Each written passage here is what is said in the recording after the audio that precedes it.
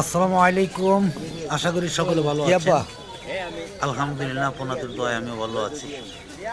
দেখেন, বাংলাদেশে যে কয়টি সবজির বাজার বা কলার বাজার বা এমন কোনো জিনিসের মধ্যে নেই যে এই জিনিসের মধ্যে চ্যানেল নাই। মানুষ ভেজাল মিশাচ্ছে না।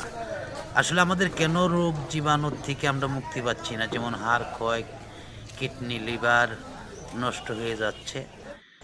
আমরাও খাচ্ছি, আমাদের শিশুরাও খাচ্ছে। আমরা বাবা মা হয়ে শিশুদের মুখে বিষ তুলে দিচ্ছি।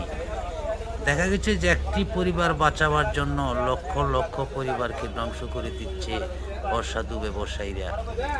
কি করব? অনেক চেষ্টা করেছি, আসলে একা পক্ষে সম্ভব কোনোদিনই হবে না। আপনারা যদি সকলে সহযোগিতা করেন, অবশ্যই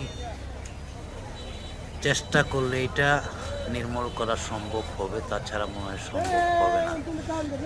দেখেন, কীটনাশক যেসব সবজির মধ্যেও হয় সেটা আগুনে রান্না করে খাইলে মনে হয় কিছুটা কমে আসে, কিন্তু দেখা গেছে যে কলার মধ্যে যেই কেমিক্যাল মারতেছে, এটা একটি কেমিক্যালে পানি মিশিয়ে যদি মারে 20 বছর পরেও যদি সেই পানি দিয়ে আবারও কলার মধ্যে ছিটায়, তাহলে কলা পাকবে।